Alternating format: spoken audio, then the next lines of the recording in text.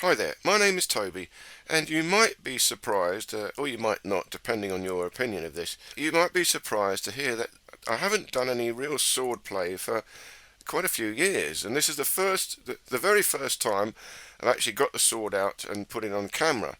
So I didn't even have any warm-up. I tell a lie, this is my second set.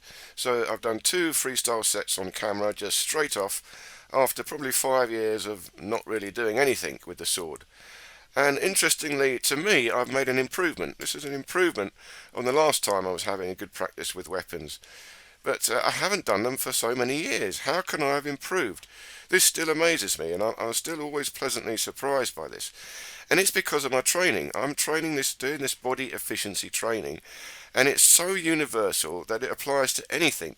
And because I'm always working on this body efficiency training, when I have a go, pick up a weapon or try anything new, I can sort of do it quite quickly because it's all one and the same thing. I'm just creating a body flow through my body structure and moving around with it. And all I've got to do is extend that body flow into a weapon. So at this point I've got the Tai Chi sword. And the Tai Chi sword is like a rapier. It's a lightweight sword. So it's a little bit like fencing, but you've got two sides to the blade. So you can spin it and move it, cut with it and stab with it. But it's lightweight so you can move it fast. So this is the benefits of the Tai Chi sword. And I'm just playing around, but so you couldn't call this actual Tai Chi. And if an actual Tai Chi master looked at this, they'd say, well, I'm doing it all wrong. And of course, I am making mistakes. But really what I'm doing is freestyle, so the mistakes don't matter. I've got to keep moving. And if you think about it in combat, you're going to make mistakes, but you mustn't stop. You can't just say, oh, stop, I made a mistake. Let me do that move again. There's no stopping in combat. And if you really think about combat is just one long series of mistakes. You never really want to get involved in combat. That is the first mistake you already made. So combat is never a desirable. It's always a sort of mistake, and you're trying to make the best out of a bad situation and make sure you make at least less mistakes than your opponent and that you walk away alive. Now, I have spent most of my life training, and particularly internal and external martial arts, Shaolin Kung Fu, Tai Chi, most of all. But I've done bits of everything, including yoga and various different Qigongs and internal esoteric practices. So I've studied an awful lot of things. But what I'm doing now is a bit different. This is now my own thing. And it's not just my own thing. There is a real serious science to this. There's a lot of depth of thought behind what I'm doing. But nevertheless, it is now different to all the things I've learnt. And all different martial arts, and particularly internal martial arts, have their own stances, their own structures, and they're trying to work on the internal side of their body, hold strength in their body. And I've studied all these things and learnt lots of different structures, but why have I chosen to use my own one? Well, my thought process is I'm trying to find the most efficient structure for your body. So it's not any one particular style. And the logic to it is this. I'm trying to maintain what I call as the neutral stance.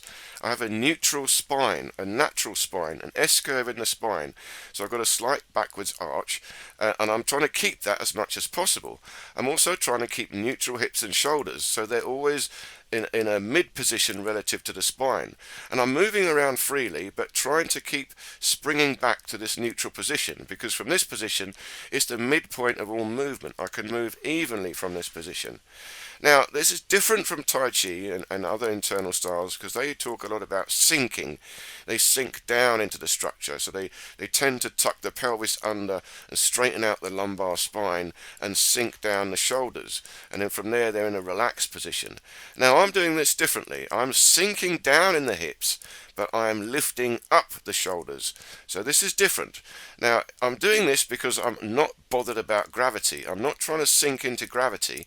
I'm trying to sink into the neutral stance, which is all about being outside gravity. If I was floating in space, my hips would go down, but my shoulders would go up because my spine would relax into its natural position.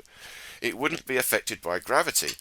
So in other words, all external forces acting on me become irrelevant, including gravity.